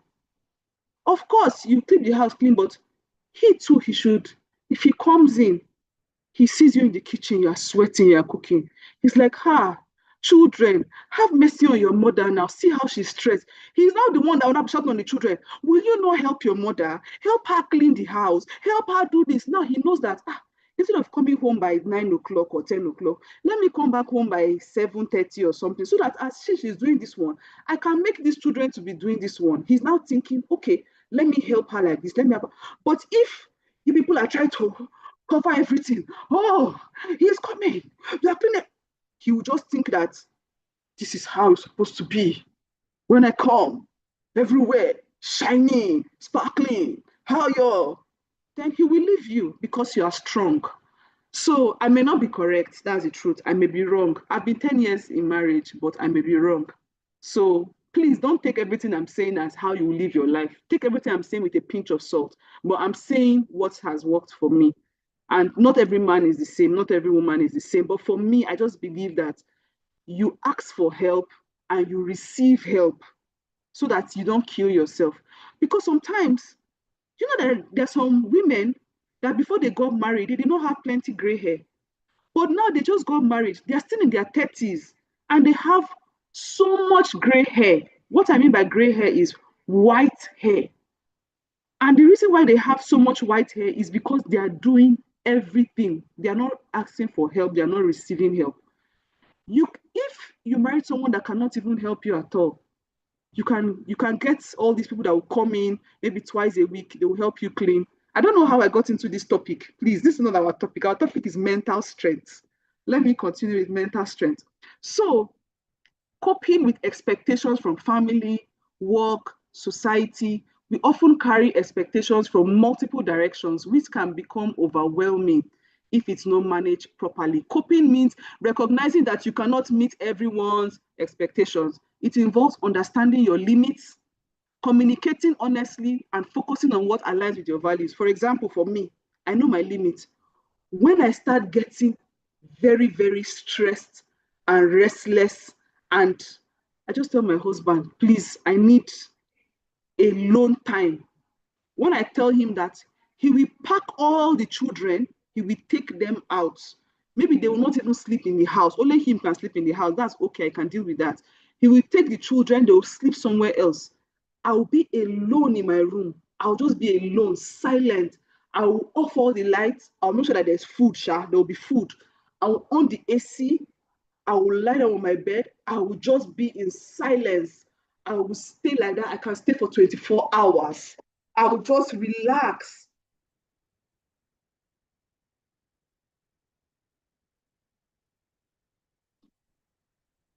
If I feel like crying, I can just call my friend. I'll cry. When I cry to her, she will say, Juliana, don't worry.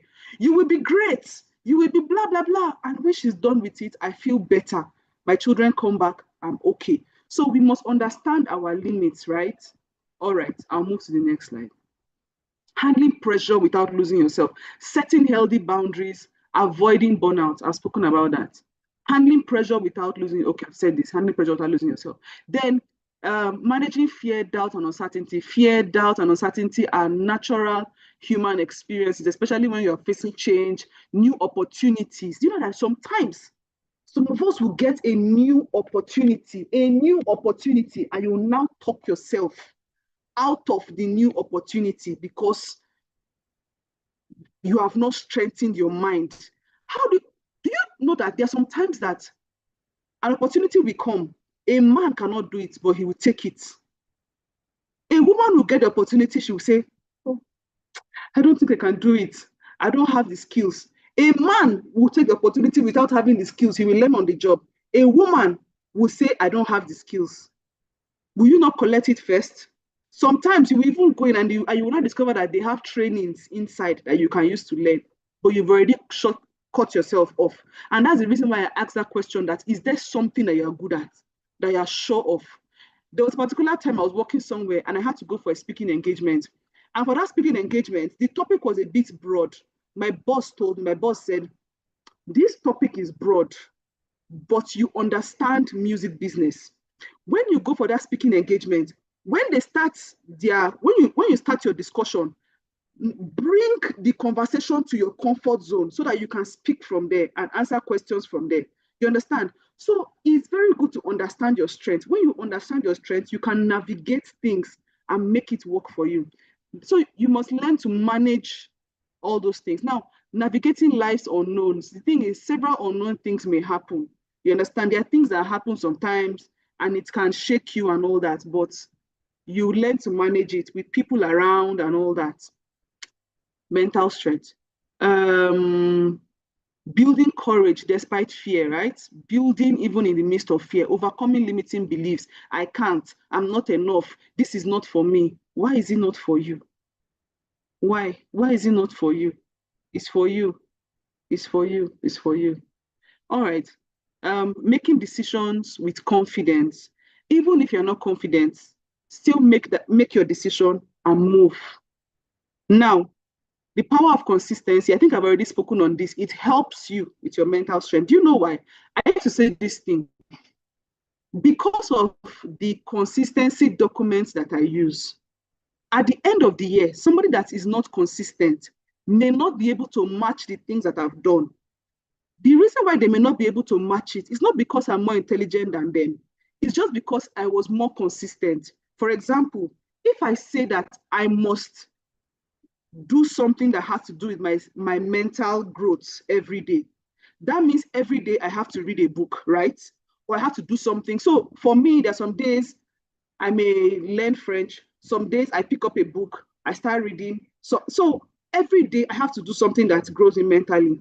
Every day I have to read my Bible. Every day I have to pray. Every day I have to exercise. Every day I have to do this. Every day I have to do that. So imagine if out of 365 days, I do it for 200 days. That means in 200 days, I have read maybe, let's assume 10 books, or let's assume I've done 25 courses, or let's assume I've learned French for maybe a cumulative of 3 months. Somebody else that is not using a consistency document will be doing it according to when they're in the mood.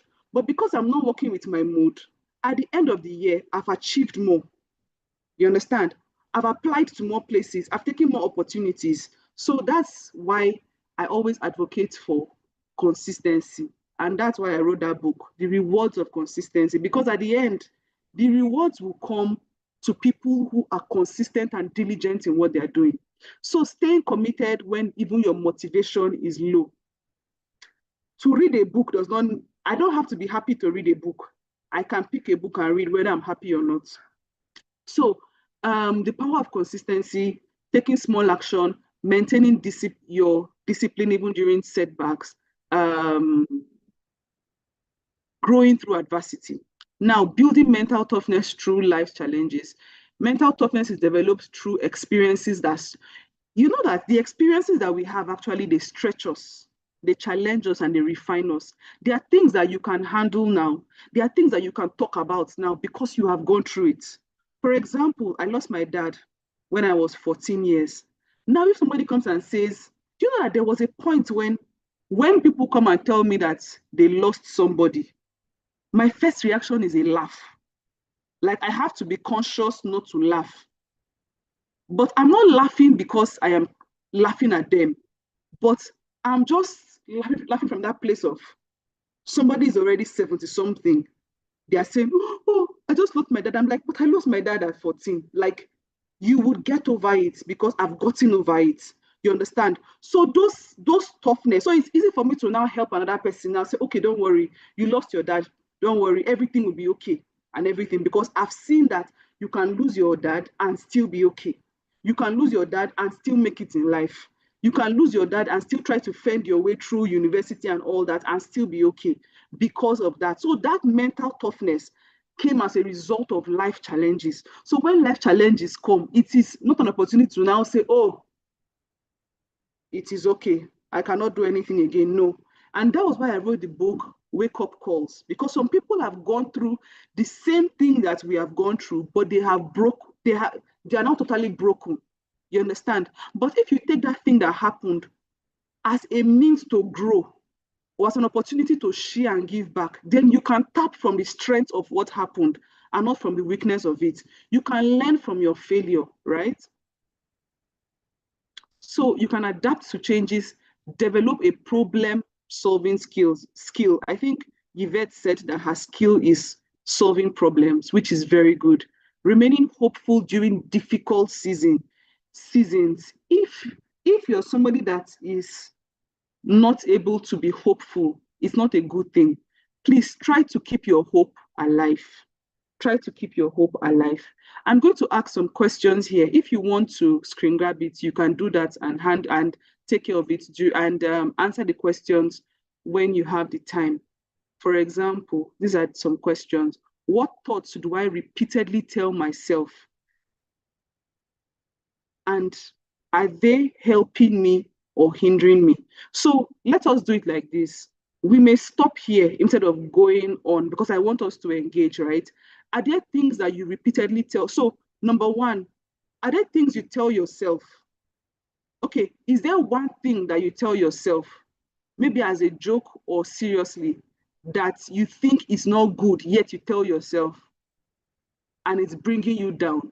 And two, is there something that you tell yourself that it is like a booster for you? Anytime you say it, it's like fire comes into your eyes, like you are ready to move. So let us just go on that. Please unmute if you have something to say or write it in the chat. Is there something you tell yourself? So I've told you what I tell myself. Like I tell myself, the Lord is my shepherd. I have everything. I have intelligence. I have wisdom. I have this. Like I psych myself with that. And sometimes the negative thing that I tell myself may be something like, oh, I stammer. What if they now ask me? And when I want to talk, I now start stammering. I remember that there was one of my sisters. She was about to get married. And her fear was that when they give her the mic to say her vows, what if she stammers, right? That was her fear. And the truth was, when she got married and they handed her the mic to speak, she actually stammered. But that was not what was on anybody's mind. Everybody at the end of her wedding was happy that that she had gotten married. Everybody was happy to take pictures with her. The last thing on anybody's mind was, oh, she stammered.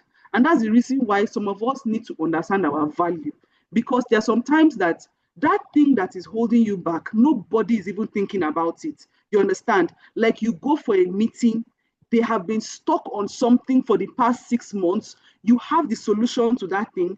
You stood up to say what the solution was. Your voice was shaking like water that they threw stone inside. Your voice was shaking, yet that was what your company started executing, and that was the solution to your company's problem. And what you're thinking of is that, oh, I have a shaky voice. No, that is not what people are looking for. People are looking for solutions. So don't beat yourself down. You understand? I'm going to read the chat. I'm going to read the chat.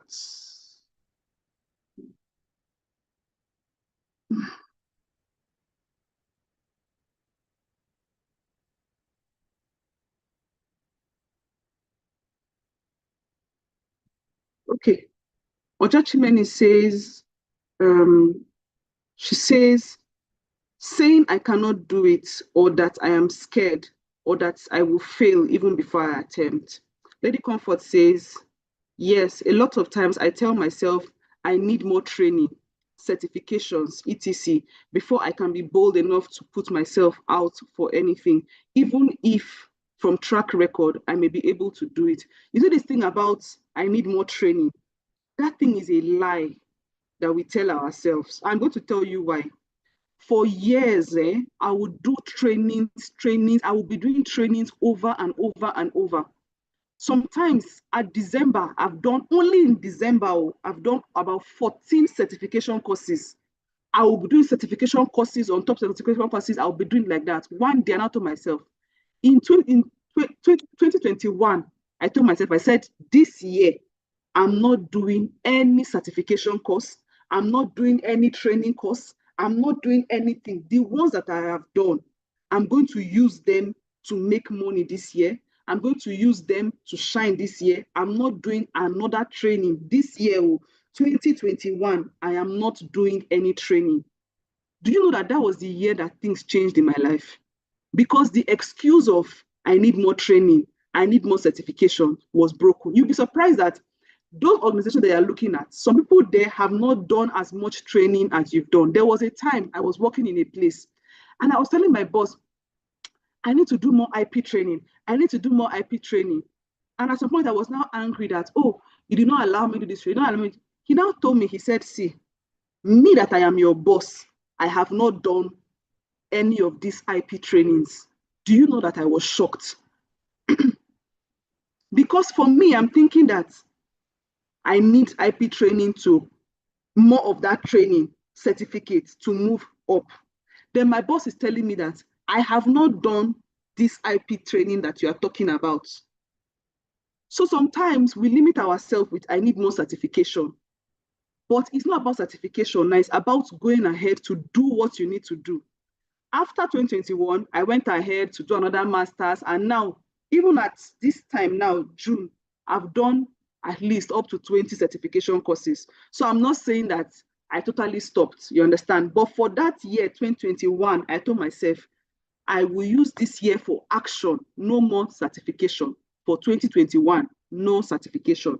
So I'm going to stop here. The reason why I'm going to stop here is I just want us to discuss. I'm not going to go to the other 3 topics.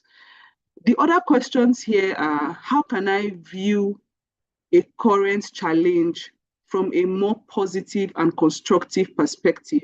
Another question is, what am I grateful for today, despite any difficulty I may be facing? Another one is, which expectations in my life are currently weighing me down the most?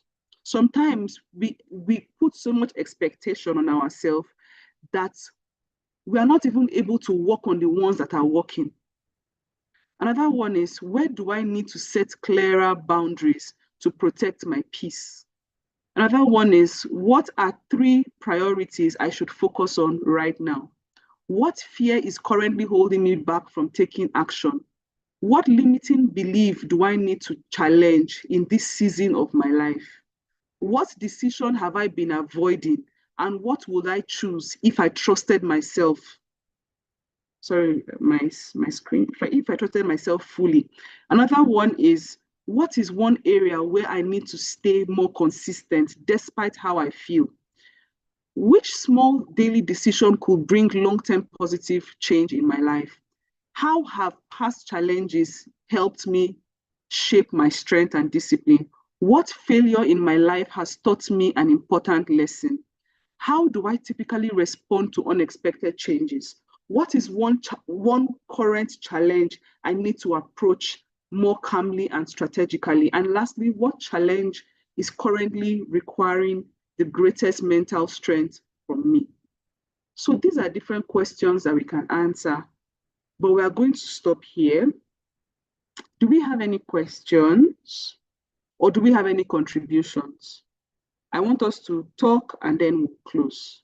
Questions or contributions? You can chat, you can type it, or you can unmute.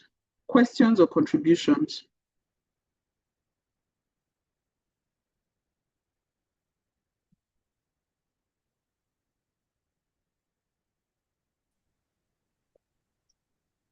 Good evening, everyone. Good evening. This is Ojo Chidi. I've learned a lot this evening. Thank you, Julie. Even though my network have been acting up on me, it's been off and on, and I just keep trying to get back in to the meeting.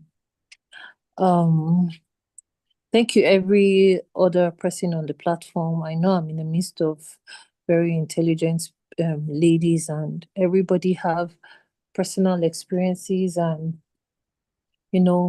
our challenges varies, even though we know it's there is a central, how do I put it, goal or impact. The impact on us could be the same, but our challenges could be different. And the impact here, which is the major topic for today, having to address mental health issues, is what everybody goes through. Personally, I have had a lot, how do I put it, a lot of experiences, and I will just pick maybe 2 instances briefly so that every other person can have the opportunity to speak. First of all, the place of striking a balance. For everything we do in life, we it's very important we get to a point where we can have the moderation, you know, and you're able to strike a balance. It took me a lot of years to get to where, to be able to, how would I explain, how would I say, to be able to get to this sort of balance in quotes that I have right now. And sometimes I used to wonder why it took me this long, to get to this point. And then I've learned a couple of lessons. First of all, um, personally, I'm someone that is, how would I put it? Would I say some kind of perfectionist and an extremist? Is either I am too nice or too bad. Now, I've not really explored the too bad part of my life, but I've seen what too nice have done to me, and how that a lot of times I'd have to give up myself to see that things are going on well in any place I find myself. And how has that helped me today? Has it been good? Has it been bad? I wouldn't say typically it's been bad, and I would also not say typically it's been good. But I think the issue I had was how to balance my emotions. It's easier said actually to just say balance your emotions, try and this and that. But how did I actually get to the point where I am? In a nutshell, I wish I learned this earlier. In a nutshell, when you begin to learn how to prioritize yourself, I feel that that was what helped me. There was a time when I was working in some place and a lot of people were just good at taking advantage of me because I'm not really the fronty person. I wouldn't want to, just like one of the examples that our mentor gave a while ago, Julie. You mentioned how that a particular person will do a job and wouldn't want to take credit for it. You know, I was that kind of person. I like working from the back end, just make things work. And once things work out, I'm already contented. I'm happy that things are working out. But the place of not having to showcase yourself or bring yourself to the limelight rather, have been of, it's a very bad disadvantage you do to yourself. Because a time will come when you may not have the voice to speak anymore, but the things that you've done that have been tied, that can be traced to you, are the things that will be speaking for you, and not you again in the picture. For example, with this place where I work, people just try to be in the front, want to make the management know that they are the ones making things happen.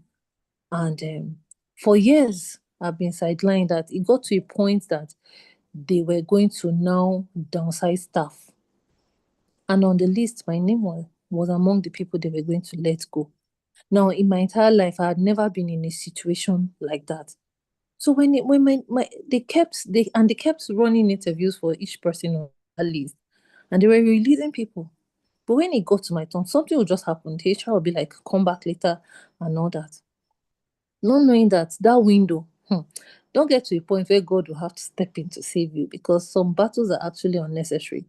Now, what now happened in my own case was we had, so there are two major events that happened in like the two past years. And I was like the brain behind the success of those two major events. Funny enough, or luckily enough, would I say, somebody spoke up and they started tracing and saw the impact of what I'm talking about. Two events that won heavy awards, and I mean both monetary and credit, and everything was like, this is global standard and all that. But now this was first of all, um, and I was almost sent away, but that was what saved me at that time, and that was what saved my job. And then I asked myself, what is wrong with me? Only to discover that the issue was not even with anybody; it was myself. I'd felt like I was not worthy enough to be there. I was not worthy enough to receive those credits, and I'd kept myself at the back.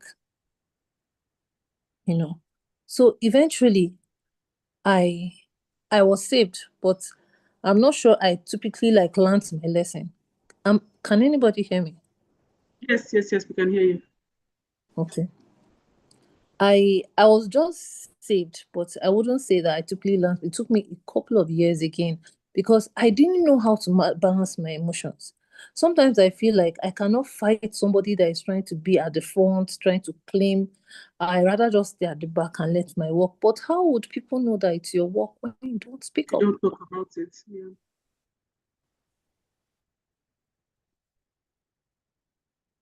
You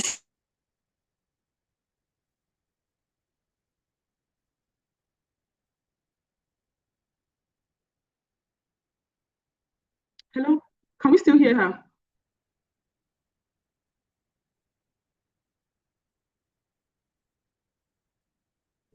No. Okay. Okay, but I'm happy that she shared because I'm sure that so many of us too are in those kind of situations where we do the work, yet we are not allowing ourselves. And the truth is, they are downsizing. That's for those people that are in corporate spaces.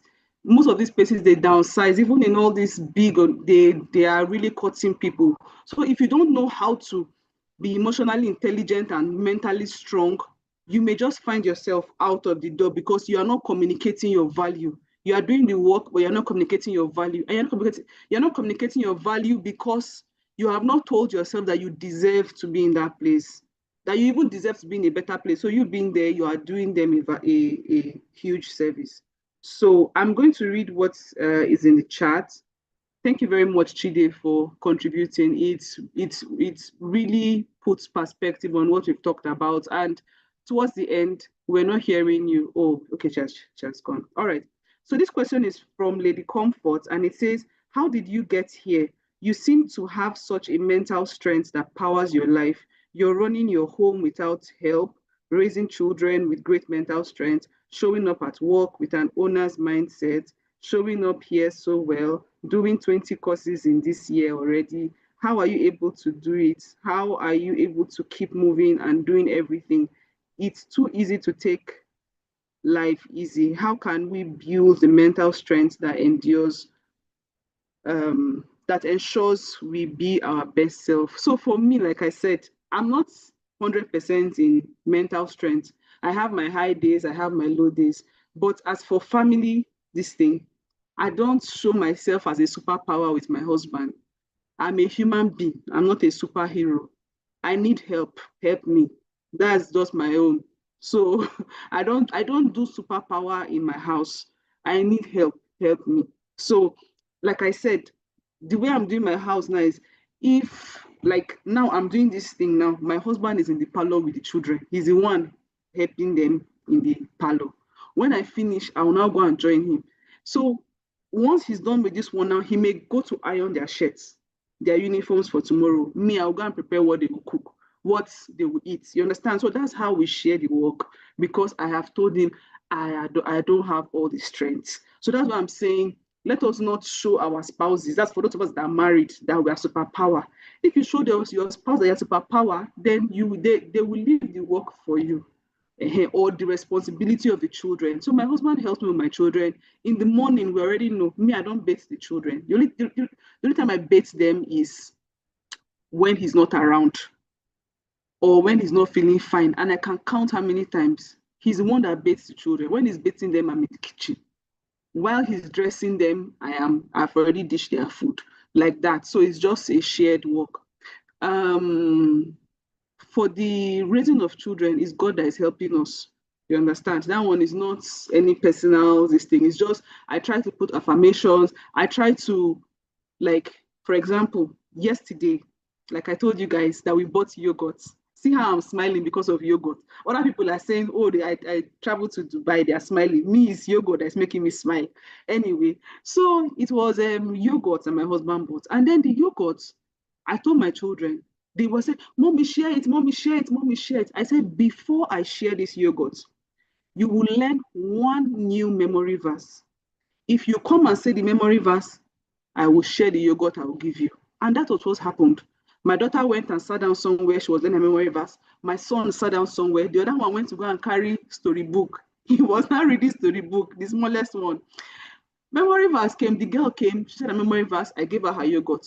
The other boy came. Said memory verse. So they mean learning all those things. So it helps to build them both in the word of God and in their confidence in what God can do, right? So the second boy came, he said his memory verse, I gave him his yogurt. The third one now came and said, I cannot give you yogurt. Go and meet your elder ones to teach you what they said, because this storybook you're reading is not what I asked for. So he went to meet them. They were at some point, he was being like wanted to sleep. I said, if you don't say the memory verse, I will not give you your yogurt. So he learned it, they said it, he took his yogurt. So for me, that's how I try to manage it like that. As for the courses that you mentioned, like I told you, every day I have to tick that I have developed myself mentally.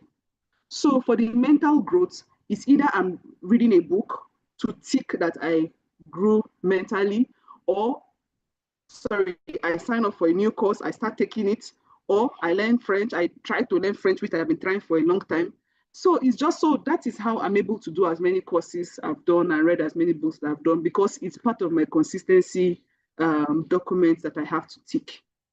And then going to work is 9 to 5. I put my mind during my work, I do my work. After my work time, during weekends now, this is Saturday, this is Sunday. For me, this one that I'm doing now is how I'm relaxing. You understand? So it's a way of relaxing for me. So I do this to relax, to give back to just other people. And to me, it's not work, it's a way to relax. The videos that I do with my husband, I have a scheduled time for it. So I just blocked that time. So once it's that time, I go to the studio, I shoot videos with my husband, we laugh, sometimes we annoy each other. When we are done, we come back. So it's just about being very strategic with your time.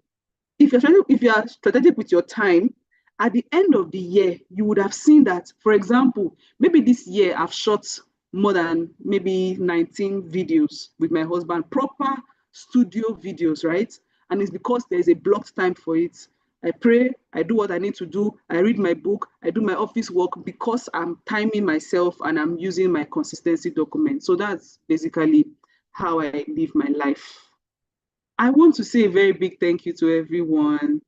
A very, very, very big thank you to everyone. Thank you for staying with me. Thank you for gisting. I think I like this method. I like hearing your voices. I love seeing your faces when you put your cameras on. Thank you so much. Like I said, next month we'll just continue third Sundays, which we've been doing. And then I hope to see everyone October so that we can see ourselves physically, we can gist, we can eat. You understand? On my own, I can pay for you people to eat, but I don't want to do it, because that's how I do my things. I can do that, but I don't want to do it. That's why I said there's an amount for your food. It's not that I cannot pay for it. I can, but I do not want to, because I feel what I'm doing here already is giving back. So I don't want to now overdo my giving and now say, oh, I'll also pay for you to eat. So that's why I put that for the eating. But I just want to say that I would love to see you in October. If nobody registers October like this, me, I will just lie down on my bed. I'll tell my husband to buy me yogurt. If I climb my bed on my AC with my yogurt and I on my television, I will be so happy. You know me, yogurt can make me happy. I don't even have stress like this. I will just be happy without my yogurt on that October. But beyond yogurt, I would love to spend time with you. I would love to see your faces. I would love to gist with you guys and hug you. So with that, we've come to the end of the session for June. I had a lovely time. Thank you to Ojo Chimeni. Thank you to my best friend Chide. Thank you to Fasilat. Thank you to Esther, Lady Comfort, Ifedayo, Joy, Ifoma, Deborah. Deborah, you're always coming early. You're always coming early. It's just that you're in South Africa. So I don't know how they used to give people gifts in South Africa. But if it's that you were in Nigeria, I would have given you a gift. I don't know. So Nita, thank you also. Thank you so much. Thank you so much. Thank you for everything. I wish you all a lovely weekend. No, I wish you all a beautiful week, a blessed week. And I pray that we rise to the highest potential that God has created us to be, that we excel and that we break records, we shatter glass ceilings. And that the next time we are coming, we'll be coming with our different celebration, testimonies, and all that. So with that, thank you. Take care. Love you all. Bye. Bye. Thank you, Ma. Bye. Thank you, Julie.